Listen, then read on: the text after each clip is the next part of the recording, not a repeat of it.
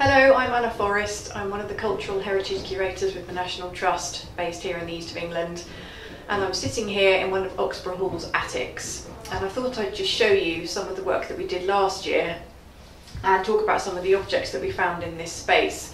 We had to take these floorboards up to have a look at the timbers to see whether they were still structurally sound, and when we took the boards up we discovered lots of objects underneath.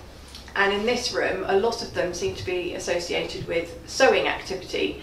So we found hundreds and hundreds of pins, lots of needles, and some of them still had thread in them, lots of little bits of textile. And scattered on the surface of the debris here were some handwritten documents that had been cut up into geometric shapes. And we had wondered whether those might have been cut up deliberately for use as patchwork patterns. However, we also found lots of little bits of sealing wax and the sort of string that's sometimes used to tie up bundles of documents. So it's just possible that those handwritten documents are associated with document storage and that somebody just cut them up in a slightly peculiar way. We also found a lovely sealing wax seal that was completely intact underneath this floor. And what this does is it builds up an image of how this room was used in the past. It's got a lovely south-facing window, and you can imagine somebody sitting in here doing sewing work or preparing documents. So it's amazing what you can find under the floor and what you can find out about a house from that. Hello, I'm Angus Wainwright, one of the National Trust Archaeologists, and I'm here today in one of the attics at Oxburgh, in the middle of a building site really. And the builders have just been looking at this big timber here to check that it's still functioning, holding the building up, and they've lifted some of the floorboards. What we're going to do now is to hoover up the dust and the bits and pieces from down here, and with some volunteers we're going to be sorting through all that dust, looking for mostly tiny little objects, and these objects reveal the use of the room, what people have been doing over here over time, sometimes the construction of the room, things left behind by builders, and they can accumulate over hundreds of years. So we can have things from the Tudor period right up to things left by builders like woodbine cigarette packets and chocolate wrappers and things like that from only a few years ago.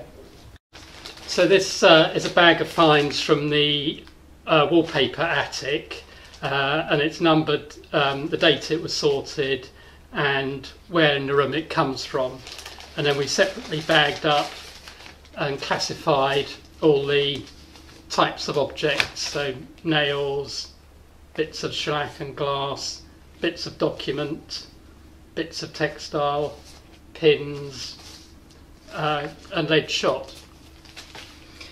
These are just a typical snapshot of what we're finding underneath the floors, but in the wallpaper room where I spoke about the sewing activities, we also found lots of this lead shot, and there's two possible scenarios here. One is that it was used for dress weights, so weighting down the hems of dresses. The other is that it is lead shot, and actually lead dress weights look different from this, so it definitely isn't that. And we did find little percussion caps up there as well, so it looks as if they were preparing guns up there and loading cartridges and so on. Here are lots of the pins I spoke about. This is a small sample of several hundred pins that we now have. And here is a rather nice piece of newsprint, and this is describing the publication of a book that is available from a printer in Pall Mall, and it's impossible to date this to 1737, so that's a really nice find.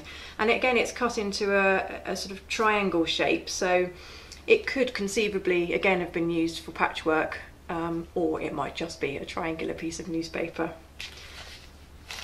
And we found lots and lots of nails. Our builders working on the roof project are still dropping screws and nails everywhere, and historic builders were no different.